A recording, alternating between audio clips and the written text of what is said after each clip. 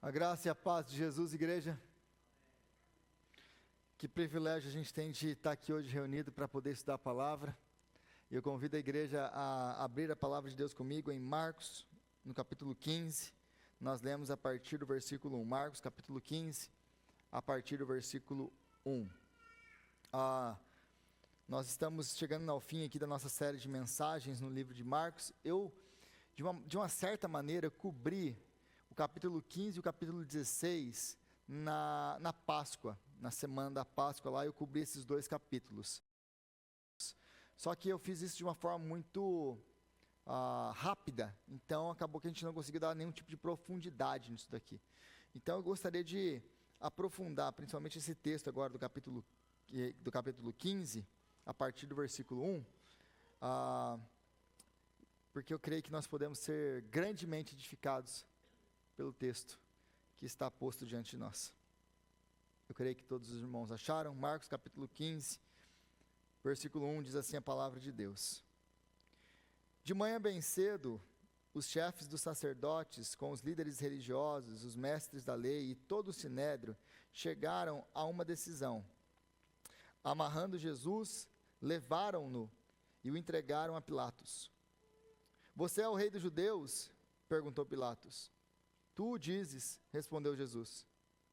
Os chefes dos sacerdotes o acusavam de muitas coisas. Então Pilatos lhe perguntou novamente, você não vai responder?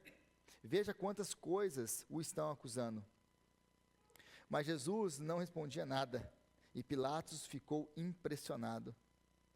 Por ocasião da festa, era costume soltar um prisioneiro que o povo pedisse. Um homem chamado Barrabás estava na prisão com os rebeldes que haviam cometido assassinato durante uma rebelião. A multidão chegou e pediu a Pilatos que lhe fizesse o que de costume fazia. Vocês querem que eu lhe solte o rei dos judeus? Perguntou Pilatos, sabendo que fora por inveja que os chefes dos sacerdotes lhe haviam entregado Jesus. Mas os chefes dos sacerdotes incitaram a multidão e pediram que Pilatos, ao contrário, soltasse Barrabás. Então, o que farei com aquele a quem chamam rei dos judeus? Perguntou Pilatos. Crucifica-o, gritaram eles. Por quê? Que crime ele cometeu? Perguntou Pilatos. Mas eles gritavam ainda mais, crucifica-o! Desejando agradar a multidão, Pilatos soltou Barrabás, mandou açoitar Jesus e o entregou para ser crucificado. Palavra de Deus. Senhor, nós pedimos agora, Pai, a iluminação do Teu Espírito Santo, para que possamos entender a Tua palavra, Senhor. Pedimos a Ti, ó Pai, que o Senhor venha repreender toda a ação de Satanás que vem para tirar, Pai, a nossa atenção da Tua palavra. Que a Tua palavra venha encontrar um terreno fértil no nosso coração. Que a Tua palavra venha encontrar ouvidos atentos, olhos que querem perceber e entender, Senhor, a Sua palavra. Então, Pai, nos abençoa com o discernimento da Sua palavra aqui essa noite. Fala, Deus, ao nosso coração e transforma a nossa vida. Revela Cristo, Pai. Exalta o nome do nosso Senhor aqui hoje, através da Sua palavra. É a nossa oração em nome de Jesus. Amém e amém. Esse texto agora do capítulo 15, ele é uma direta continuação com o que nós vimos na última semana, quando nós falamos da comparação que nós vimos, começando lá, se você se lembra, do versículo 53 até o versículo 72, nós vimos na última semana Jesus diante do sinédrio, e tudo aquilo que aconteceu, como ele foi levado para lá, como ele foi acusado injustamente, e tudo que nós vimos, como ele foi fiel à sua confissão, mesmo diante do sinédrio. Aí nós vimos que Marcos faz um contraste com a negação de Pedro, mostra a fidelidade de Jesus em meio a todo aquele sofrimento e perseguição, e a negação de Pedro, a serva do sumo sacerdote. Terminado todo aquele tempo, você lembra que na última semana Jesus ele declarou ser o Filho de Deus, Jesus declarou ser o Messias, Então, por causa disso, ele foi acusado de blasfêmia.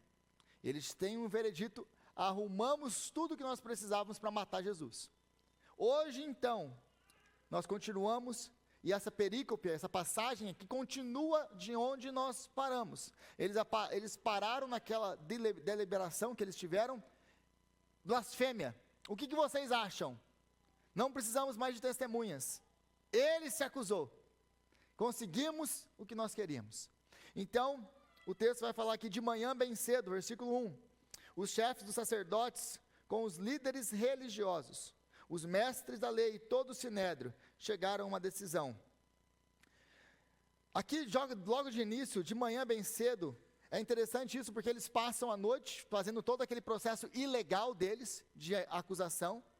Eles já têm uma decisão formada, e agora bem cedo eles vão levar eles a Pilatos, o governador, para que ele então possa agora sentenciar Jesus, uma vez que os judeus, eles não tinham a autorização da pena capital. Eles não poderiam executar ninguém sem a autorização de Roma. Roma era o governo que tinha a autoridade para matar. Ninguém mais tinha, a não ser com a permissão de Roma. Então, os judeus, eles tinham uma certa liberdade, eles poderiam algumas coisas julgar, mas eles tinham que sempre passar por Roma. É por isso que eles estão levando agora de manhã bem cedo, era a hora que eles começavam a trabalhar, de manhã bem cedo, os chefes de sacerdotes, os fariseus, os mestres da lei, os líderes religiosos. Aqui nós temos todo o sinédrio, toda aquela galera que sempre tentou arrumar um jeito de matar Jesus. Agora, finalmente, eles conseguiram. E aí eles vão levar para cumprir aquilo que Jesus disse: o Filho do Homem será entregue aos gentios. Ele vai ser entregue aos líderes religiosos, são eles que vão condenar, são eles que vão fazer o que eles têm que fazer, mas eles será entregue aos gentios, e é isso que nós vemos aqui. Mas é interessante aqui, que depois de chegar a essa decisão, depois de tudo que nós vimos, chegar a essa decisão aqui, é só um resumo do que nós vimos na passagem anterior.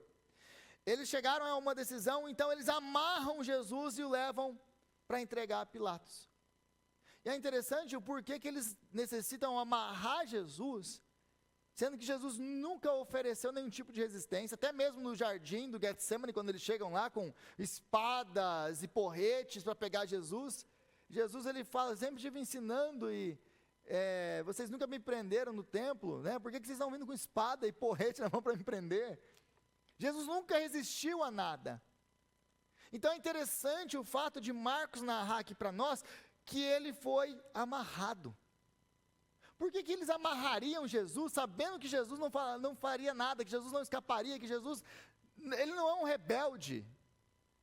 Por que eles amarram Jesus? Porque eles querem chegar para diante de Pilatos, eles querem um efeito visual. Eles amarram Jesus e entregam Jesus a Pilatos com as acusações, mas entregar Jesus amarrado mostraria para Pilatos que aqui está um prisioneiro perigoso. Nós já prendemos ele, nós já capturamos ele. Então é um efeito para trazer drama àquelas acusações, para trazer peso às acusações que eles tinham contra Jesus.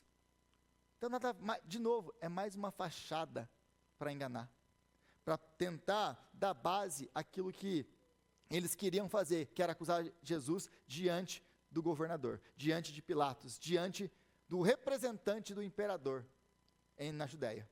E aí, eles tinham essa necessidade aqui por dois motivos. O primeiro eu já falei, porque eles não tinham a autorização da pena capital. O segundo era trazer ele para Roma, trazer ele para os governantes romanos, trazer Jesus para eles, e eles sentenciarem Jesus à morte, tinha um efeito que eles gostariam muito que acontecesse.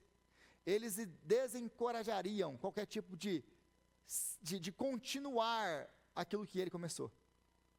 Então eles querem humilhar Jesus publicamente, para que assim então se desencoraje todo tipo de movimento dos seus discípulos que poderiam vir atrás dele, e de todos aqueles que podiam retomar aquilo que ele começou.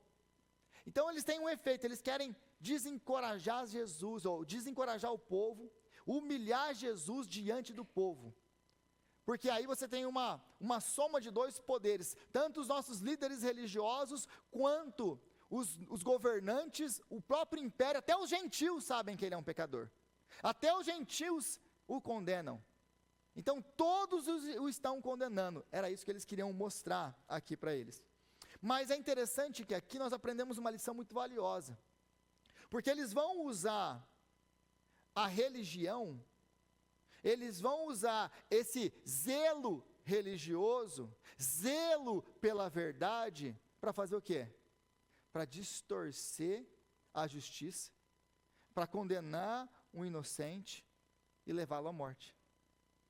É interessante que a inveja e o medo, ele vai fazer essas coisas. Eles tinham inveja de Jesus, eles tinham medo do que Jesus poderia fazer, porque Jesus poderia se tornar muito famoso e acabar tirando eles do poder. Jesus vivia em confronto com eles, mostrando para eles a hipocrisia deles. Então eles tinham inveja de Jesus e medo de Jesus.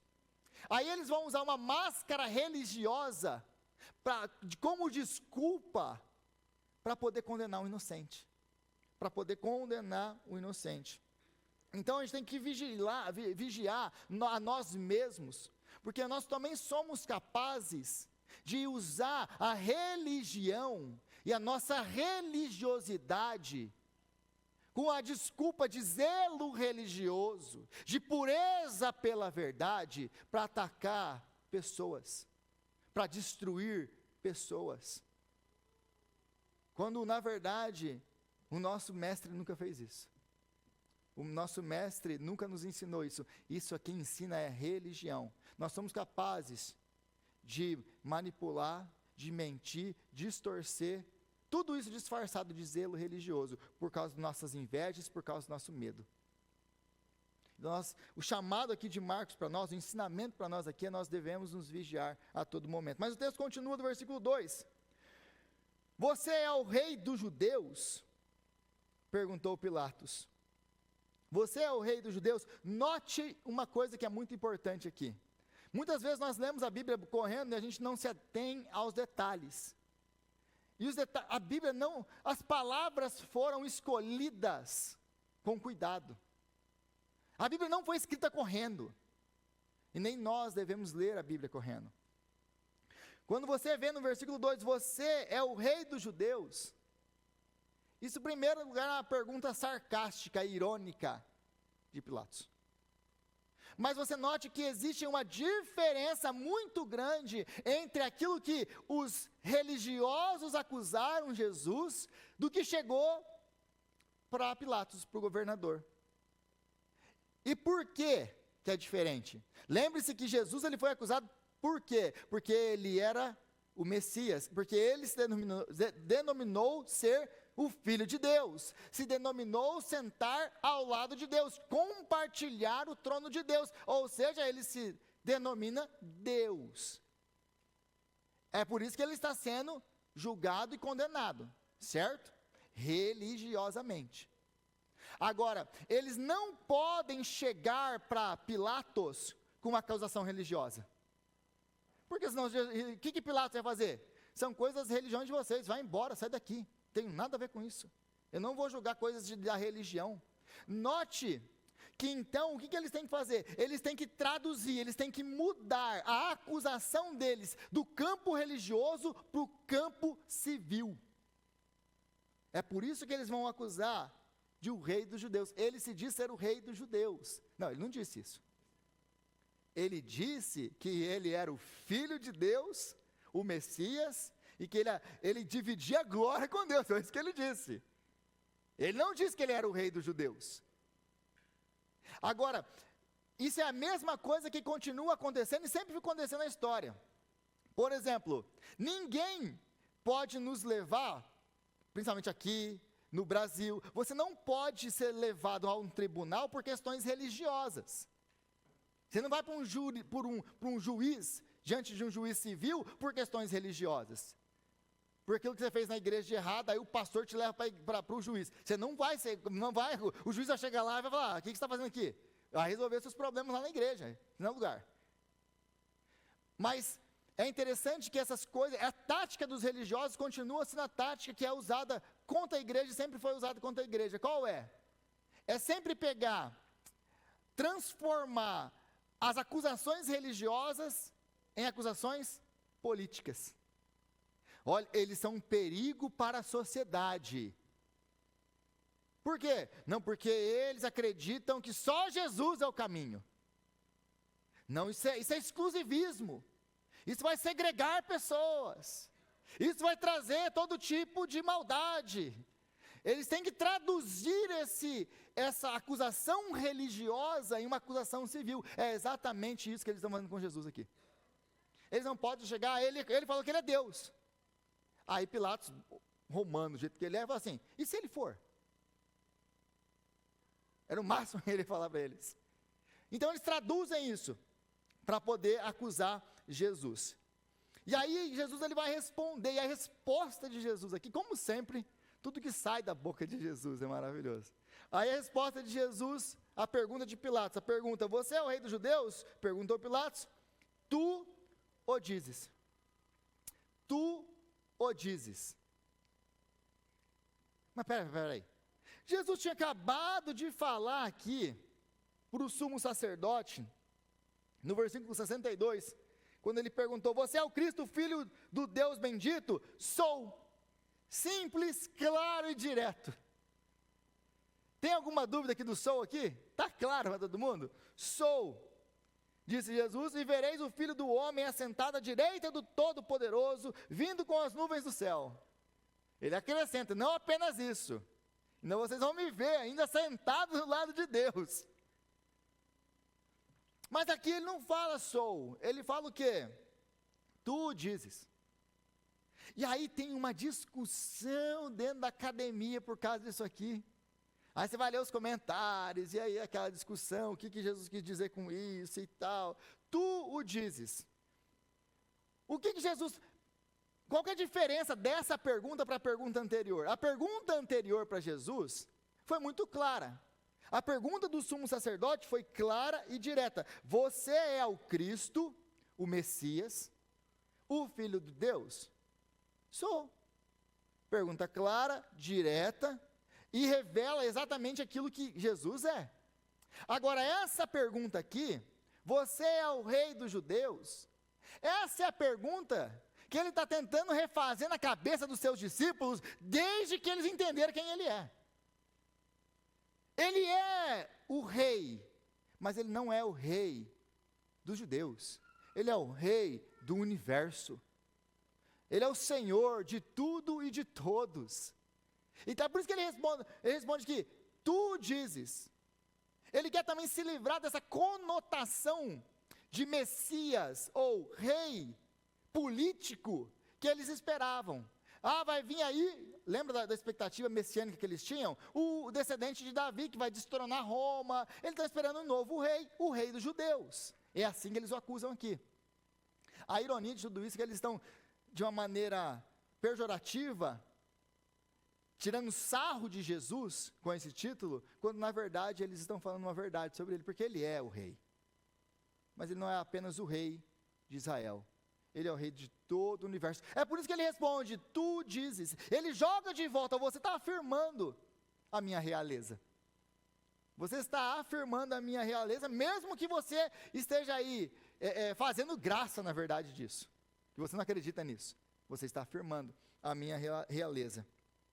Então ele vai se distanciar dessas conotações aí, políticas, que o termo tem. É por isso que ele não fala sim e nem não. Ele fala, sim, mas não é isso que vocês estão pensando. Eu sou, mas não da maneira com que você espera. Eu sou, mas não da maneira com que você pensa. Eu sou, mas eu não vim destronar Roma. Eu vim destronar todo o reino de Satanás. É isso que eu vim fazer. E aí parece aqui, aos olhos humanos, que Jesus ele está completamente impotente no meio disso daqui. Que Jesus aqui, ele está sendo subjugado, que Jesus está vencido, principalmente por causa da circunstância em que ele se encontra. E o que Pilatos está fazendo aqui, essa ironia da sua pergunta, tu és o rei dos judeus, e quase que você consegue ver a cara dele quando você lê a pergunta dele, porque que rei é esse que está amarrado? Que rei é esse que está preso diante de mim? Porque lembre-se que Pilatos não é um rei. Que rei é esse que não tem autoridade real? Que não tem soberania real? É isso que tudo isso aqui está mostrando. Contudo, Jesus ele pode ser tudo aqui, menos impotente.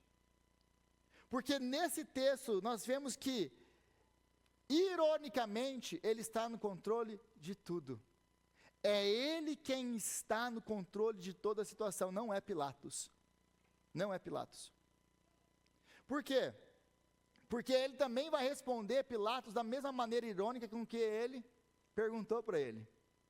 Jesus, ele pergunta para Jesus de maneira irônica: você é o rei dos judeus? Olhando para ele, olhando para suas mãos, olhando para como Jesus estava, trazido por líderes religiosos, amarrado, sem nenhum tipo de poder. Que rei é você? É quase a pergunta dele. Aí ele fala: tu dizes. Ele também responde a ele com a mesma ironia. E é isso que fascina Herodes. Porque Herodes está esperando o quê? Alguém se defendendo diante de um governador. Como assim? Aí ele não sabe muito o que fazer com Jesus. A falta de resposta clara de Jesus deixa ele assim: mas espera aí, tem coisa aqui. E Jesus, depois disso, ele permanece em silêncio, porque depois que ele fala, tu dizes, e lembra, ele está na presença do governador ali, do representante do imperador, da autoridade máxima que nós temos ali na Judéia naquele momento. Ele está na presença dos líderes religiosos, ele está na presença de testemunhas do povo, e Jesus não tem problema nenhum falar assim: tu dizes. E depois ele fica em silêncio. Depois que ele fala isso, os caras começam a mandar em cima dele acusações falsas, como eles fizeram antes. E aí Pilatos começa a ouvir todas aquelas testemunhas, falando tudo aquilo. E qual que é a pergunta dele para Jesus? Olha, você não vai responder isso não? Você viu o que ele falou de você agora? Você vai ficar quieto aí de novo? E eles continuam então a acusar Jesus, e Jesus em silêncio. E isso começa a chocar a Pilatos. Por quê? Porque o silêncio de Jesus é um problema para ele. O silêncio de Jesus podia ser interpretado basicamente de duas maneiras. Ele é culpado, ele não tem nem resposta para as acusações, então ele é culpado. Ou ele poderia ser interpretado como ele é insubmisso às autoridades. Ele não se submete às autoridades, então ele é alguém perigoso para a sociedade, a gente precisa condenar ele. O silêncio de Jesus, então, podia levar ele à direta condenação. Pilatos sabe disso, e ele sabe disso. Mas é interessante que, quando você está diante de um tribunal, e a sua vida está em jogo, se tem uma coisa que você não fica, é quieto. Imagina que você está condenado à morte por acusações que foram feitas a você, diante de um tribunal. Aí você sabendo que você não fez nada, você vai ficar calado recebendo todas aquelas injustiças, correto? Quem fica calado diante de um juiz quando a sua vida está em risco? Jesus. E aí ele começa então essa falta de resposta, tanto a resposta quanto a falta de resposta aqui, vão mostrar quem realmente está no controle de tudo. E não é Pilatos, é Jesus. Então ele vai mostrar para Pilatos que ele está no comando, e aí isso vai trazer a Pilatos o quê? Uma pulga atrás na orelha aí. Mas espera aí. Então quem que é ele? Por que eles estão acusando ele dessa maneira? Aí ele começa a questionar os motivos dos líderes religiosos, sabendo que foi por motivo de inveja que o trouxeram.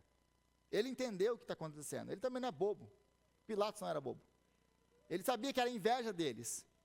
A partir desse momento, então, agora ele está... É interessante que a palavra grega que Marcos vai usar aqui, ele está espantado, né? Ele está surpreso, ele está aqui então admirado com o silêncio de Jesus. É a mesma palavra que quando Jesus fazia milagres, as multidões, Marcos usava essa palavra para descrever como que as pessoas viam os milagres de Jesus. Eles estavam espantados com os milagres de Jesus. É a mesma palavra, né? Que na verdade é traumatizar, de onde vem a nossa palavra traumatizar.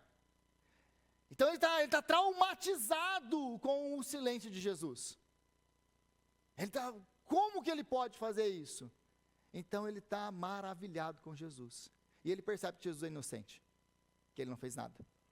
A partir disso, então, ele quer libertar Jesus. Ele quer dar um jeito de libertar Jesus.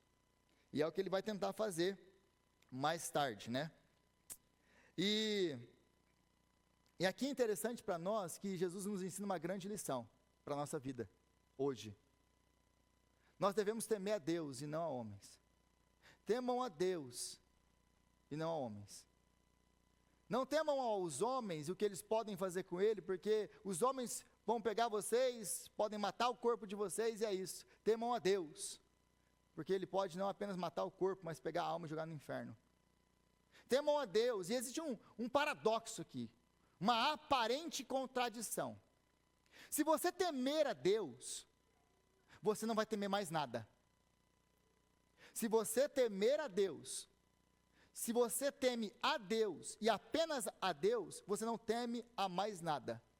Ao passo que se você temer qualquer outra coisa, você vai viver com medo de tudo. Se você teme a Deus, nada do que possa te fazer o homem, nada do que possa te fazer circunstâncias, sofrimentos, nada do que pode ser tirado de você vai te afetar. Mas se você teme a homens, você vai sempre estar com medo de homens, buscando a aprovação de homens, mentindo para agradar homens, fazendo coisas que você não devia, quebrando a lei de Deus, por causa o que vão pensar de mim. Então, enquanto nós temermos a homens, nós nunca vamos conseguir viver o Evangelho. Enquanto nós temermos a homens, nós nunca vamos conseguir viver de maneira livre, porque olha para a resposta de Jesus e olha para a liberdade que Jesus tem. Ele não está preso a nada nem a ninguém. Eles podem fazer com ele o que eles quiserem. Ele não tem medo de nada e de ninguém. Ele não tem.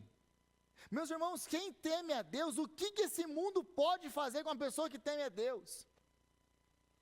Nada. Pega o apóstolo Paulo como exemplo. Você bate naquele homem, você joga ele na cadeia, você amarra os pés dele no tronco, e ele faz o quê? Começa a agradecer a Deus e louvar o nome do Senhor. Você coloca ele numa situação de fome extrema, de necessidade, ele vai falar o que para você? Aprendi a estar satisfeito em toda e qualquer circunstância. Você bate nele, você humilha ele publicamente, você arrebenta com as costas dele, dá as 39 chicotadas nele. E aí ele fala o quê? Nossa, eu fui digno de apanhar por causa de Cristo. O que você faz com um homem desse? Nada. Como que você tira a fé de um homem desse? Como que você destrói um homem desse? Você não destrói, porque nem a morte o parou. Até hoje nós estamos lendo o que ele escreveu. Se você temer a Deus, você não vai temer mais nada. Mas enquanto você ficar temendo a homens, você vai temer tudo, menos a Deus. Menos a Deus. E aí, a partir do versículo 6, o texto vai nos dizer, Marcos aqui vai nos dizer, por ocasião da festa, e a festa aqui da Páscoa, era costume soltar um prisioneiro que o povo pedisse. Um homem chamado Barrabás estava na prisão com os rebeldes que haviam cometido assassinato durante uma rebelião. A multidão chegou e pediu a Pilatos que lhe fizesse o que era de costume fazer. Aí Pilatos vai perguntar no versículo 9: vocês querem que eu lhe solte o rei dos judeus? Perguntou Pilatos. sabendo que fora por inveja, que os chefes dos sacerdotes o haviam entregado a Jesus. Mas os chefes dos sacerdotes incitaram a multidão e pediram a Pilatos, ao contrário, soltasse Barrabás. E é interessante aqui então, ele querendo soltar Jesus, porque ele já entendeu que Jesus é inocente, querendo soltar Jesus, ele vai aproveitar da ocasião da festa da Páscoa, que eles libertavam um prisioneiro, que a multidão aclamasse, pedisse a ele. Então ele vai, vou aproveitar esse momento, vocês querem que eu liberte Jesus? Porque Jesus, afinal de contas, é um homem popular, ele conhecia Jesus muito bem, todo mundo conhecia Jesus muito bem, ele conhecia aquilo que Jesus fez, ele falou, a população vai chamar por ele, depois de tudo que esse homem fez, depois de todas as histórias que eu escutei, se é verdade ou não, os caras amam ele, então vai ser fácil libertar ele. Engano dele. Então, vocês querem o rei dos judeus? Vocês querem que eu solte Jesus? E aí o texto vai nos narrar a outra escolha, a outra opção. A outra opção é um homem chamado Barrabás. Segundo alguns manuscritos do texto de Mateus capítulo 27, o nome dele completo era Jesus Barrabás. Porque Jesus, afinal de contas, era um nome muito comum. Era quase como João e Maria. Naquele tempo, João e Maria também era muito comum. Continua sendo comum hoje. Mas naquele tempo, todo mundo chamava Jesus. Por que todo mundo chamava Jesus? O que o nome Jesus significa? Salvação. Lembra do trocadilho que nós vimos? Quando nós vimos o começo do Evangelho? Né? E o seu nome será Jesus. Será salvação, porque ele salvará o seu povo dos seus pecados. O seu nome será salvação. Então o nome Jesus significa salvação. Agora nós temos um outro homem com o mesmo nome, o Salvação. Mas o próximo nome dele é Barrabás. Barrabás é a junção de duas palavras aramaicas. Bar, que é filho, filho, Abas, pai. Então, filho do pai. Ele é o homem da salvação, ele é a salvação, filho do pai. A salvação que vem do filho do pai, mas esse é um filho terreno. E do outro lado nós temos Jesus, o Messias. Jesus, o chamado Cristo. Jesus, salvação. E essa salvação é o Messias, o Cristo. O filho do Deus Altíssimo. Ele não é o filho do pai terreno. Então nós temos um contraste aqui que Marcos quer nos fazer, entre Jesus e Barrabás. Um é aquele que traz salvação através dos seus próprios esforços, porque ele, para aquele povo, ele era como se fosse um Robin Hood. Aquele cara que fazia revolução, pegava em armas, matava romanos mesmo, era quase como se fosse aquele grupo dos zelotes daquele tempo. Então ele era um assassino, um homem mau, um homem que era rebelde, que causava muito transtorno, que não aceitava a sociedade romana, impondo taxas e fazendo tudo que eles estavam fazendo. Mas como que ele queria libertar? Através da força do braço, através do sangue, através do derramamento de sangue dos seus inimigos. Agora, do outro lado, nós temos Jesus, o Messias, o Cristo, o Filho do Pai Celeste. E ele tem um modelo de salvação que é completamente oposto ao deles. Salvação agora, para esse, não é mais derramando o seu sangue, o sangue dos seus inimigos para conquistá-los, mas derramando o seu próprio sangue para conquistá-los. Ele vence não derrotando, mas ele vence através da sua derrota. É um modelo completamente diferente, e é isso aqui que Marcos quer mostrar para a gente. Existem dois paradigmas, existem dois modelos de salvação, que ele quer nos mostrar aqui. E frequentemente nós somos tentados a escolher Barrabás. Nós somos tentados a usar métodos humanos, o esforço humano, para resolver as nossas coisas, para resolver os nossos problemas. Nós somos tentados nós sempre temos essa escolha diante de nós. Eu vou vencer essa batalha através do jeito de Cristo, ou através do jeito de Barrabás? O que a gente gosta de fazer? A gente gosta do jeito de Barrabás. É de pegar em armas, é de discutir, é de debater, é de ir na força do nosso braço. Quando na verdade o nosso chamado, o caminho que o Rei Jesus nos ensinou, é um caminho de sacrifício, é um caminho de entrega, é um caminho de você se entregar para poder vencer. Lembre-se do livro de Apocalipse, quando lá no livro de Apocalipse, nós temos lá aqueles que foram mortos, eles foram degolados, tiveram suas vidas ceifadas por causa do testemunho de Cristo, e aí eles seguiam o Cordeiro por onde ele ia. É o que o livro de Apocalipse vai nos dizer.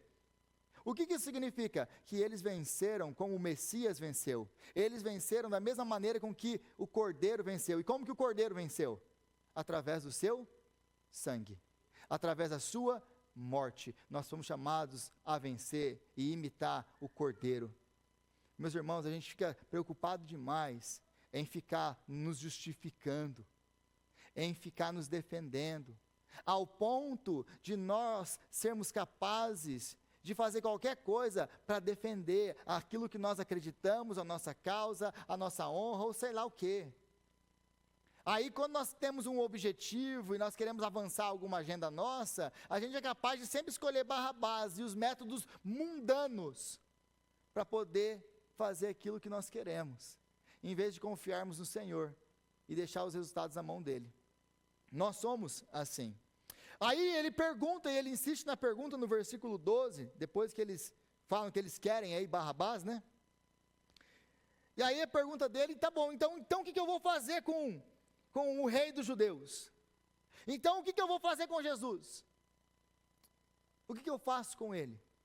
E aqui nós chegamos no centro teológico de toda essa passagem. Se você não prestou atenção em mais nada que eu falei hoje, presta atenção no que eu estou falando agora. Nós chegamos no centro, naquilo que é o mais importante de toda a passagem, que Marcos quer deixar muito claro para mim e para você aqui. Então ele insiste na pergunta, Pilatos insiste, o que vocês querem que eu faça com ele? E o que eles falam? Crucifica-o, crucifica-o. E esse aqui não é um pedido baseado na razão, não é um pedido baseado no julgamento, correto, sério, não é um pedido baseado em averiguação de evidências, ele é um grito de ódio contra Jesus. Eles odeiam Jesus, eles com todo o coração, eles gritam, crucifica-o. É um ódio irracional, sem nenhum tipo de motivo, crucifica-o.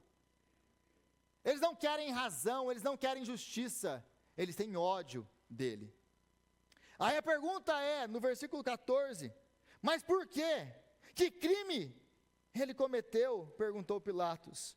Mas eles gritavam ainda mais, crucifica-o. Vocês querem que eu solte o rei dos judeus? Querem ele? Crucifica-o, mas por quê? Crucifica-o, mas por quê? Porque o verbo grego aqui é contínuo. Ele não perguntou uma vez, mas por quê? O que ele fez? Ele continuou perguntando para eles, o que ele fez? Qual que é a acusação dele? Eu não encontro culpa nenhuma nele. E eles não ouviam mais o que Pilatos estava falando. E eles gritavam com mais e mais força, crucifica-o, crucifica-o, crucifica-o. Mas o que ele fez? A multidão está descontrolada. Ela não oferece nenhum tipo de resposta. Ela não oferece nenhum tipo de argumento. Ela não oferece nenhum tipo de razão. Ela só grita, crucifica-o, crucifica-o, crucifica-o. É um ódio que nasce do coração, explode na boca. Crucifica-o. Por quê? O que ele fez? Crucifica-o. Nós odiamos, nós o odiamos. É isso que ele está nos mostrando aqui. Eles não apenas então rejeitam Jesus, eles exigem o quê? A crucificação, que era o método mais cruel de morte no Império Romano. Era o método mais cruel, o método mais humilhante. Eles não querem apenas matar Jesus, Eles querem acabar com Jesus, eles querem humilhar Jesus. Eles querem que ele sofra até o último momento de vida dele. Eles não querem apenas acabar com a vida dele. Eles querem destruir ele, a sua memória, qualquer dignidade que ele tivesse, em procissão, andando nu, carregando uma cruz.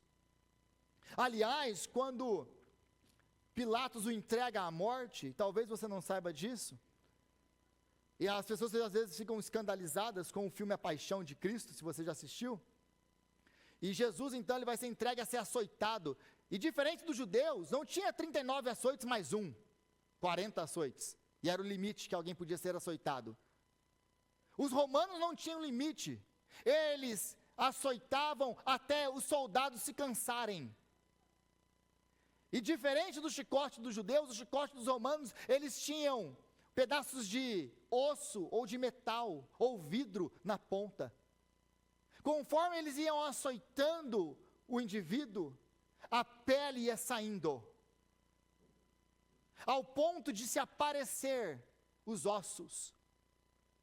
Era por isso que nós vemos nos livros dos Salmos, quando Davi fala, profetizando sobre Cristo, falando que eles viram os meus ossos. Ele não estava brincando. As pessoas que eram condenadas à crucificação, muitas e muitas vezes morriam antes de chegar na cruz, por causa dos açoites. Eles morriam sendo açoitados, não dava tempo nem de crucificar o cidadão. Então ele entrega Jesus para ser açoitado. Eles querem humilhar Jesus. Eles não querem apenas matar Jesus, eles querem que ele sofra. Que ele sofra. Essa é a tentativa, então, inútil e fútil de nós, seres humanos. Porque se você está pensando que eu estou falando dos romanos ou dos judeus, eu não estou falando deles. Eu estou falando do ser humano. Porque esse grito aqui que nós ouvimos eles gritando, crucifica-o, crucifica-o, mata-o, é o ódio do ser humano por Deus. É isso que Marcos está nos mostrando aqui. A parte da graça do Espírito Santo, a parte da graça de Deus, o ser humano odeia Deus. Odeia Deus. Uma vez eu escutei um teólogo falando assim: eu não acredito que Deus vai deixar as pessoas lá no inferno, eu acredito que Ele vai lá no inferno, Ele vai abrir a porta e vai convidar as pessoas para vir. Se Deus fizesse isso, aqueles que estão lá trancariam a porta e diriam: eu prefiro estar aqui pela eternidade do que me submeter a você, porque eu te odeio. Porque é assim que nós somos a parte da obra regeneradora do Espírito Santo. O ser humano natural odeia Deus. É isso que ele está nos mostrando aqui. Então eles querem eliminar, porque agora, quando Deus se tornou homem, agora os pecados são expostos, eles não têm mais como ignorar Deus. Agora ele vem reivindicar aquilo que é dele. Lealdade, submissão, o rei está aqui. Eles querem então destruir. Eles querem acabar com qualquer tipo de reivindicação que Deus tenha sobre a sua vida. O homem odeia tanto Deus, que no dia que Deus se tornou homem, o homem matou a Deus em Cristo Jesus. Nós odiamos a Deus. Mas eu não odeio a Deus, porque o Espírito Santo do Senhor transformou a nossa vida. Porque não existe diferença nenhuma entre nós que estamos aqui e aquelas pessoas que estão lá fora. Nós estamos aqui hoje por graça e somente graça. Nós não somos melhores do que ninguém. Melhor do que ninguém. Então a presença do Rei Eterno na terra se tornou tão intolerável para eles, para esse mundo, que eles queriam matá-lo, que eles odiavam tanto, que eles o rejeitavam. Eles não querem um rei que venha reinar sobre eles. Eu quero reinar sobre mim mesmo. Esse é o nosso grito desde o Jardim do Éden. Eu não quero me submeter a você, Deus. Eu quero andar com as minhas próprias pernas. Eu quero decidir o que é certo e o que é errado por mim mesmo. Eu não quero que ninguém faça isso por mim. Eu quero independência. Pois bem, é isso que você quer? Tome. Pegue a sua independência. Esse é o drama, então, o drama de toda a Bíblia. Esse é o drama que Deus suportou por todo o Antigo Testamento com seu povo. Não é exatamente isso que nós vemos no Antigo Testamento? Deus é um Deus que provê. Deus é um Deus que cuida. Deus tira eles do Egito. Deus faz milagres. Deus coloca eles na terra. Deus luta por eles. Deus derrota exércitos gigantescos para poder proteger o seu povo. Deus faz tudo que eles precisavam. Tudo que ele podia para guardar o seu povo. O que ele retém em troca? Ódio, rejeição, desobediência. Eles nem saíram do Egito, eles já estavam fazendo um bezerro para adorar. O que Deus faz? É o drama de Deus por toda a Bíblia. Aliás, é o drama de Deus por toda a história da humanidade. Porque Deus nunca fez nada para nós odiarmos. Nunca fez nada para nós odiarmos. Nada. Ele continuou de novo e de novo enviando as suas ondas de amor e de cuidado, e nós continuamos o odiando. Essa é a história de Israel, que é a minha história e a sua história.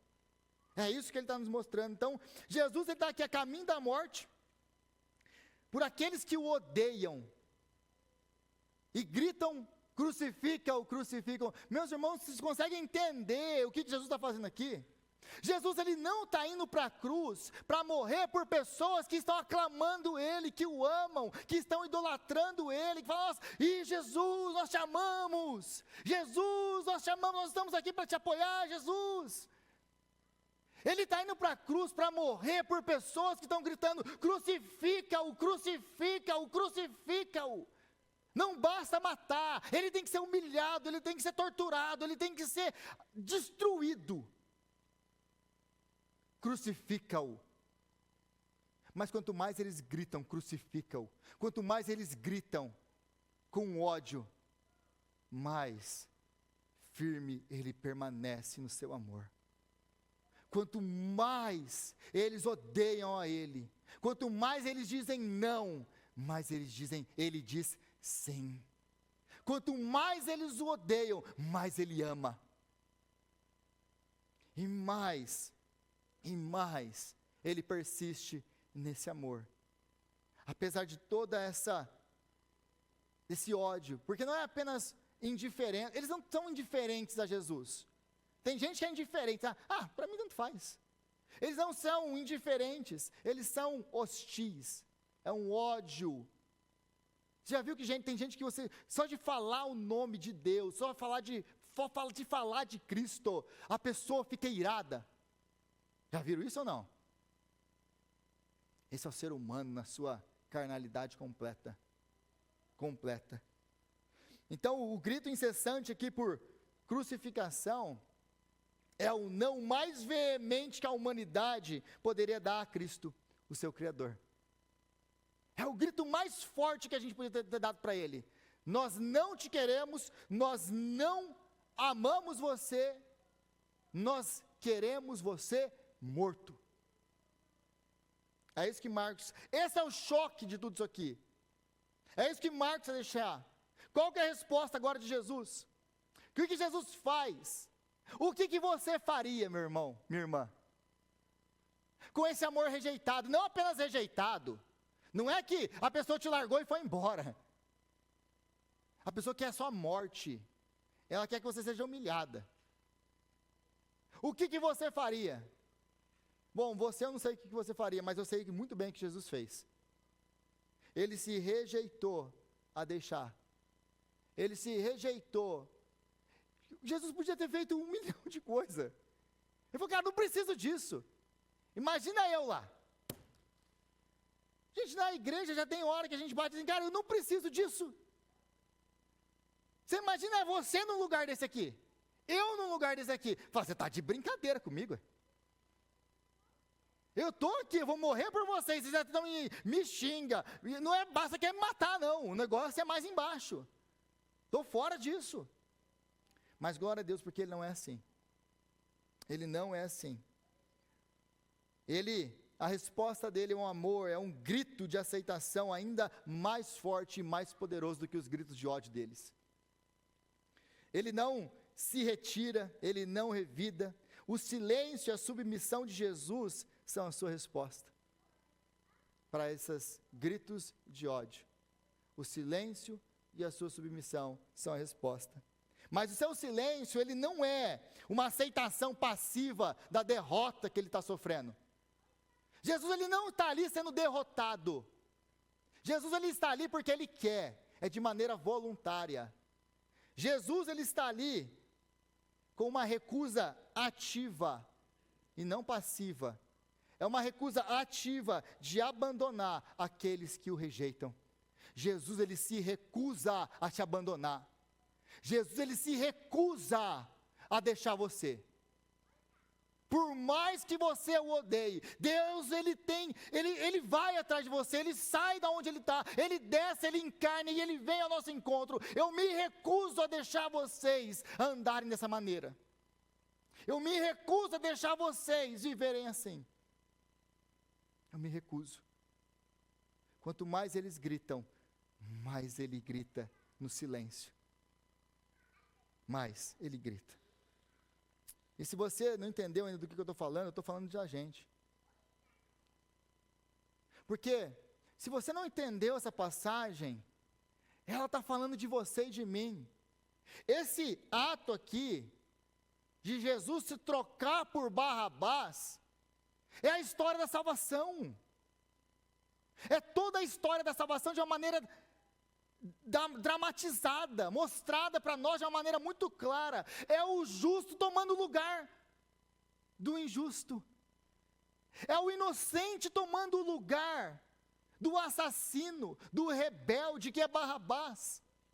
Mas nós somos Barrabás. Barrabás é uma representação de nós, da nossa humanidade. Barrabás é você.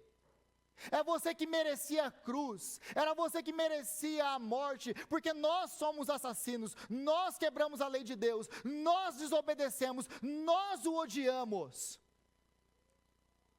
Mas então, Jesus, ele troca de lugar com ele, Jesus troca de lugar com você, ele vai para a cruz que você merecia, para que você não tivesse que ir para a cruz. Barrabás sai solto, ele volta para a sociedade, e Jesus toma o seu lugar. Ele vai ser açoitado, vai ser humilhado e vai ser morto. Esse é o próprio Evangelho. Mas eu gostaria talvez de chocar um pouquinho você mais com uma ilustração. E eu sei que qualquer tipo de ilustração ela não arranha nem a superfície do que é o Evangelho. Mas deixa eu contar para vocês, deixa eu mudar os elementos aqui dessa história, para eu fazer uma parábola para você. Imagina aqui que Pilatos é um grande rei, ele é um imperador. Imagina aqui que Jesus é o filho desse imperador. Imagina que Barrabás é um assassino, e ele é um assassino. Mas Barrabás, ele vai matar, ele não vai matar pessoas numa rebelião. Barrabás, ele vai planejar e ele vai assassinar todos os filhos e filhas do rei Pilatos. Ele vai assassinar a família real, a esposa e todas as pessoas, exceto por um único filho, que estava ausente no dia da trama. Ele é preso, o filho que não foi morto volta, e ele escuta tudo o que aconteceu, chora e lamenta pela sua mãe e pelos seus irmãos e irmãs que foram mortos por Barrabás. E chega o dia do julgamento. E o grande rei, se você entende uma monarquia, quem julga, quem é o grande juiz de uma monarquia, é o rei. Ele faz as leis e ele julga. E ele é trazido, então, Barrabás é trazido diante desse grande rei. E aí começa-se, ele é condenado à morte. Mas no meio desse julgamento, acaba-se a sentença, Jesus, o filho dele, fala assim, eu pego o lugar dele. Todo mundo está atônito, como assim eu pego o lugar dele? Eu vou morrer por ele. Ele merece a morte, o que ele fez com a minha família merece a morte. Mas eu o perdoo. E eu sei que não basta perdoar, porque existe uma dívida a ser paga. E eu sei que existe justiça no reino do meu Pai. Então alguém vai pagar essa dívida, e eu sou a pessoa que vai pagar essa dívida. Eu tomo o lugar de Barrabás. Mas deixa eu adicionar uma coisa, Pai. Deixa eu adicionar só mais uma coisa. Eu não quero apenas que ele morrer por ele, e depois de morrer por ele, ele sair daqui e continuar com a sua vida. Eu quero que o Senhor faça mais uma coisa por mim, Pai. O Senhor vai pegar ele, e ele vai ter agora o meu nome. Pai, ele vai ter agora a minha coroa, porque ele vai ser agora o herdeiro. Pai, ele vai sentar no trono que é meu. Tudo que é meu agora é dele. Essa é a verdade da cruz. Em termos de proporção, de novo, arranhar a superfície do que Cristo fez por nós. Mas se você quer uma ilustração do que Cristo fez por mim e por você, foi isso. Jesus não apenas morreu por você numa cruz para pagar o preço dos seus pecados. Jesus morreu por você e por mim para restaurar um relacionamento que foi quebrado no Éden. Jesus morreu por você e por mim para te dar livre acesso a Deus. Jesus morreu por você e por mim para nos fazer herdeiros com Cristo. Agora o que é de Cristo é seu. Agora você tem o privilégio. Você não chama Deus de Deus. Você chama Deus de Pai. Ele te adotou por causa da morte do seu filho, que tomou o lugar de Barrabás. É isso que Cristo fez por mim e por você. Essa história é a minha história e a sua história.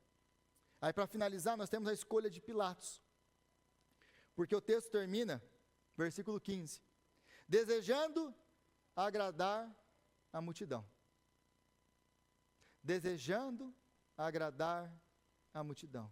Isso aqui é irônico, porque aquele governante livre, que podia fazer o que ele quisesse, ele acaba sendo forçado a fazer aquilo que ele não queria, porque ele queria agradar a multidão.